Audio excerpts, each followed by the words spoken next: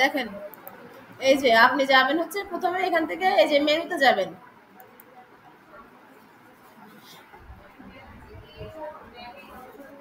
দেখেন মেনু থেকে এই যে মেনু যখন আপনি মেনু বানাইছেন না, যে কোনো একটা মেনু আপনি সিলেক্ট করবেন, মনে করেন ওপেন মাইন্ড, এটার নিচে আপনি ড্রপ ডাউন দিবেন।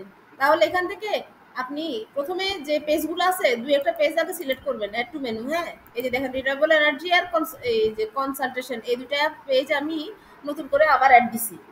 এখন আপনি চাচ্ছেন এগুলোকে এই যে ওপেন মাইন্ডসের নিচে ড্রপ ডাউন হিসেবে নেওয়ার জন্য, ঠিক আছে?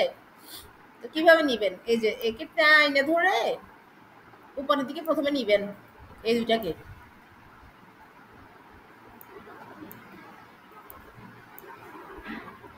হ্যাঁ, এই দুটাকে টেনে নিয়ে যাবেন।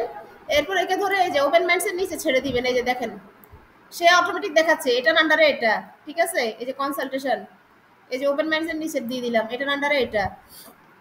এখন আমি যদি এই মেনুটাকে সেভ করি, এখন দেখেন ওটার আন্ডারে এখানে দেখেন ওপেন মাইন্ডস এর নিচে কোনো মেনু আছে নাই, মানে এটা কোনো আগের সেটিংস।